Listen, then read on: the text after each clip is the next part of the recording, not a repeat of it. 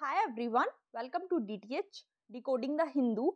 I am starting a new initiative in which I'll be discussing important questions of current affairs for UPSC Prelims 2023 and PCS examinations. So अगर आप UPSC Prelims में appear होने वाले हैं इस साल या फिर किसी भी स्टेट PCS एग्जाम में जहां करंट अफेयर्स पूछे जाते हैं तो ये क्विज आपके लिए काफी इंपॉर्टेंट होने वाला है. आई विल एडवाइज यू कि आप इस क्विज के सभी क्वेश्चंस को अटेम्प्ट कीजिए और सभी को आंसर करने का ट्राई कीजिए और देखिए कि आप कितने क्वेश्चंस को आंसर कर पा रहे हैं, सो दैट आप अपनी प्रिपरेशन को जज कर पाएंगे कि आपकी प्रिपरेशन एक अच्छे तरीके से चल भी पा रही है या नहीं, या फिर आपको ज्यादा मेहनत करने की जरूरत है. तो स्टार्ट करते हैं. सबसे पहला क्वेश्चन हमारे पास क्या है, consider the following with respect to 2+2 dialogue. काफी न्यूज में था 2+2 डायलॉग, इसलिए क्वेश्चन भी आने की पूरी पॉसिबिलिटी है, किसी भी एग्जाम में आ सकता है. फर्स्ट स्टेटमेंट क्या है, it is a format of dialogue where the prime ministers meet with their counterparts from another country. Second statement है, India has 2+2 dialogue with its quad partners. Which of the following statements is are correct? A 1 only, B 2 only, C both 1 and 2, D neither 1 nor 2. Question का answer आपको जरूर करना है. Comment box में आप जरूर लिखेंगे क्वेश्चन का आंसर, सो दैट आप अपने आप को जज कर पाएंगे, अपनी प्रिपरेशन को जज कर पाएंगे. मैं आपको यहाँ क्वेश्चन का आंसर बता देती हूँ. आप वीडियो को पॉज करके क्वेश्चन का आंसर 2 मिनट सोच सकते हैं. फर्स्ट स्टेटमेंट में क्या कहा गया है कि एक ऐसा डायलॉग है जहां जो प्राइम मिनिस्टर्स हैं वो एक दूसरे के साथ मिलते हैं और बातचीत करते हैं.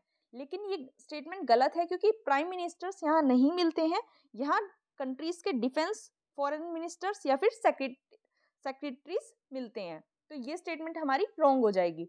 सेकंड स्टेटमेंट हमारे पास क्या है, India has 2+2 dialogue with its quad partners. तो ये स्टेटमेंट बिल्कुल सही है क्योंकि इंडिया का जो 2+2 डायलॉग है वो 4 कंट्रीज के साथ है. 4 कंट्रीज कौन कौन सी है, 3 तो क्वाड पार्टनर्स हैं और 4th है रशिया. अब आप क्वाड पार्टनर्स के बारे में जानते हैं. क्वाड पार्टनर्स कौन कौन से हैं इंडिया के, यूएस, जापान और ऑस्ट्रेलिया. उन तीनों के साथ भी इंडिया का 2+2 डायलॉग है, प्लस में रशिया के साथ भी है. तो ये स्टेटमेंट हमारी करेक्ट हो जाएगी. तो इस क्वेश्चन का आंसर हमारे पास क्या हो जाएगा, बी, यानी कि 2 ओनली. आई होप आपको समझ आया होगा अच्छे से. काफी इजी क्वेश्चन था, बस आपको ध्यान रखना है, छोटी छोटी चीजों में मिस्टेक नहीं करनी है कि प्राइम मिनिस्टर्स मिलते नहीं है. ये प्राइम मिनिस्टर्स का डायलॉग नहीं है, ये डायलॉग है डिफेंस मिनिस्टर, फॉरेन मिनिस्टर्स या फिर सेक्रेटरीज का. नेक्स्ट क्वेश्चन पे चलते हैं. नेक्स्ट क्वेश्चन हमारे पास क्या है, नेक्स्ट क्वेश्चन हमारे पास है, consider the following languages, first Russian, second Chinese, third Turkish, fourth Uzbek. Which of the following is are the official language of SCO secretariat. ये भी काफी इंपॉर्टेंट है, एससीओ भी काफी न्यूज में रहा है. एससीओ न्यूज में क्यों था, क्योंकि लास्ट ईयर सितंबर में उज्बेकिस्तान में सबमिट हुई थी एससीओ की, तो इसलिए ये भी इंपॉर्टेंट हो जाता है. पूरे चांसेस है यहाँ से भी क्वेश्चन आने के. तो एससीओ सेक्रेटेरिएट की ऑफिशियल लैंग्वेजेस कौन कौन सी हैं आपको बताना है, रशियन, चाइनीज, टर्किश और उज्बेक, इनमें से कौन कौन सी हैं. तो मैं आपको इस क्वेश्चन का आंसर बता देती हूँ. इस क्वेश्चन का आंसर है सी, 1 and 2 ओनली. रशियन और चाइनीज एससीओ सेक्रेटेरिएट की ऑफिशियल लैंग्वेजेस हैं. अच्छा, आपके लिए क्वेश्चन ये है कि आपको बताना है एससीओ का सेक्रेटेरिएट कहाँ है. मैं आपको हिंट दे देती हूँ. एससीओ की फुल फॉर्म ऑल्दो है शंघाई कोऑपरेशन ऑर्गेनाइजेशन, लेकिन एससीओ का सेक्रेटेरिएट शंघाई में नहीं है. तो आपको कमेंट बॉक्स में जरूर बताना है कि एससीओ का सेक्रेटेरिएट कहाँ है और एससीओ में कौन कौन सी कंट्रीज हैं, ये भी आपको पता होना चाहिए. तो आज आप एससीओ का टॉपिक जो है वो रिवाइज कर सकते हैं. नेक्स्ट क्वेश्चन की तरफ चलेंगे. नेक्स्ट क्वेश्चन हमारे पास क्या है, consider the following statements about NCRB, national crime records bureau. First, NCRB was established in 1986 by Ministry of Defense. Second, its headquarters are located in New Delhi. Third, Crime in India report, accidental deaths and suicides in India and prison statistics India are published by NCRB annually.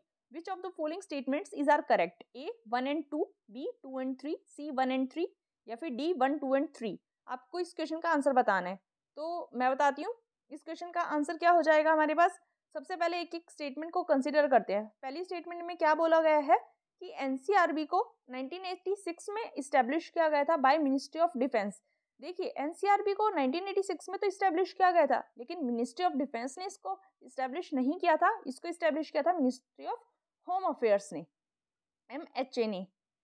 तो ये statement हो जाएगी गलत. और second statement क्या है, headquarters इसके new Delhi में लोकेटेड है. ये स्टेटमेंट बिल्कुल सही है क्योंकि हेडक्वार्टर्स एनसीआरबी के न्यू दिल्ली में ही है. और थर्ड स्टेटमेंट क्या है कि एनसीआरबी जो है, crime in India report, accidental deaths and suicide in India, prison statistics India, ये तीनों रिपोर्ट्स एनुअली पब्लिश करता है। एनुअली काफी इंपॉर्टेंट वर्ड आ गया है। ऑल्दो ये स्टेटमेंट सही है, लेकिन इस टाइप के एक्सट्रीम वर्ड्स जब भी क्वेश्चन में आए किसी भी एग्जाम में, तो आपको खास ध्यान रखना है, क्योंकि यहाँ गलती हो सकती है। ऑल्दो ये वाली स्टेटमेंट सही है, तो इस क्वेश्चन का आंसर क्या हो जाएगा? बी, 2 एंड 3, क्योंकि फर्स्ट स्टेटमेंट हमारी गलत हो गई। देखिए, इस एक क्वेश्चन में कितने सारे क्वेश्चन बन जाते हैं। एनसीआरबी को किसने स्टैब्लिश किया था ये पता चल जाता है, हेडक्वार्टर्स कब आपको पता चल जाता है, कौन कौन सी रिपोर्ट्स एनसीआरबी एनुअली पब्लिश करता है ये आपको पता चल जाता है। तो एक क्वेश्चन में 4 क्वेश्चन पूछने की यूपीएससी की हमेशा से एक टेक्निक रही है, तो आपको हर एंगल से चीज़ों को पढ़ना है, सो दैट आप क्वेश्चन को अच्छे से अटेम्प्ट कर पाओ। आई होप आपके तीनों के तीनों क्वेश्चंस राइट होंगे, क्योंकि आप लोग बहुत अच्छे से पढ़ रहे हैं, एग्जाम सर पे है। अगर आपके क्वेश्चन ठीक नहीं हो रहे हैं तो मैं आपसे यही कहूंगी, हिम्मत मत छोड़िए, अपने जोरों शोरों से लग जाइए। अभी भी टाइम है, 2 महीने हैं यूपीएससी प्रीलिम्स में, तो आप अभी भी अच्छा प्रिपेयर कर सकते हैं। तो आज के लेक्चर के लिए इतना ही था। Thank you for watching. अगर आप चाहते हैं ये इनिशिएटिव मैं कंटिन्यू रखूं, तो आप वीडियो को लाइक ज़रूर कर दें और वीडियो पे कमेंट ज़रूर करें। Thank you so much.